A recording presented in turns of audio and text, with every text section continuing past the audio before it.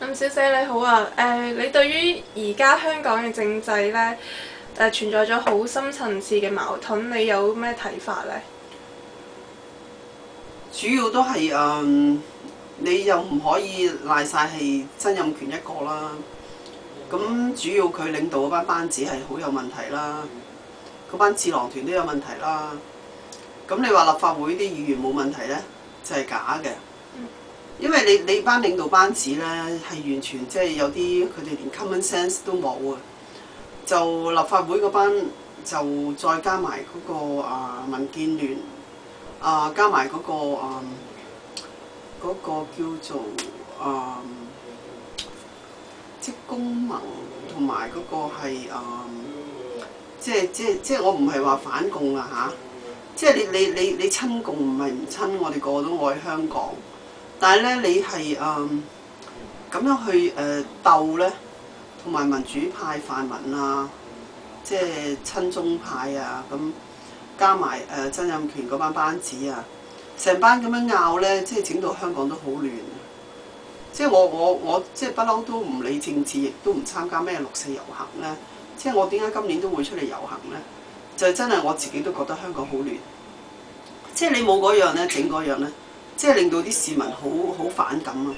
你又今日好似我睇到有一個副局長佢出嚟講話呼籲起鬧，其實個呼籲都仲即係 OK 嘅，但係都唔係咁好嘅。你見過啲政府出嚟咁樣去周圍攞個喇叭大聲公同人嗌交未嘅？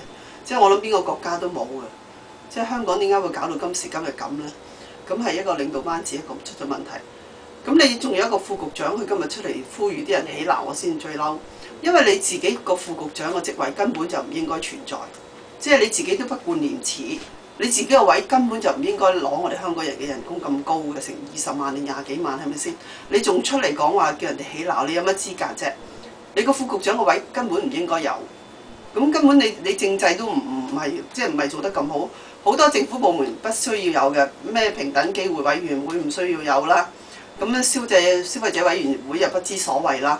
公司又唔理，話要私人先理，勞工處又專判啲僱主啊嗰啲輸嘅，即係工人啊、賓妹嗰啲一定贏嘅。咁啊，賓妹咧就係又好，唔係又好，被炒又好，啱又好，辭工又好，咁你都要俾機票嘅。即係總之香港人咧就冇公平嘅，根本對我哋香港自己嘅香港人冇公平嘅。咁你根本香港點會和諧啫？我睇來睇去而家成個班子咧。根本咧就錯晒，中央咧就聽晒呢班建制派嘅嘢，就唔去深入了解。佢以為派咗駐港嘅中聯辦喺度咧，就以為得啦。中聯辦咪俾呢班民建聯班友仔擦下鞋啊，咁樣報告上去啊。咁中聯辦又走去食下飯啊，聽下啲商人講乜嘢啊。根本報告上去嘅嘢都唔係真嘅，係咪先？咁你點可能你中央會聽到真嘢啫？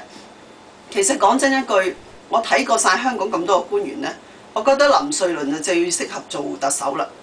因為呢個你睇下點樣質問佢呢，佢從來呢冇即係喜形不露於色啊！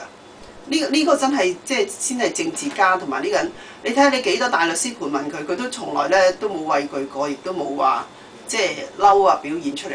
同埋呢，即係有 IQ 啊呢個人。即係佢有陣時問非所答咧，即係你問佢嘅問題，佢答你第二個問題，即係呢啲先係政治家咯。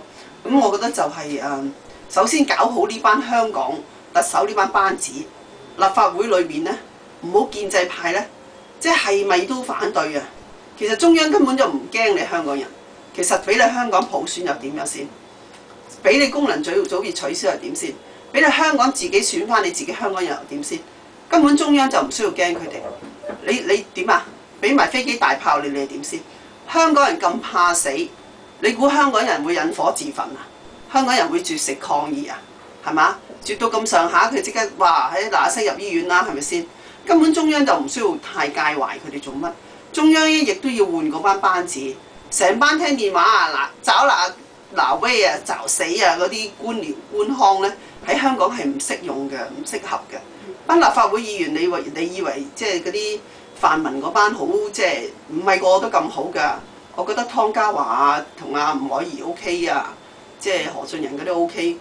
其實唔係話你想象中過得咁好，好多都擺款啊，唔係話你真係為民請命，唔係你諗嘅想像咁好咯。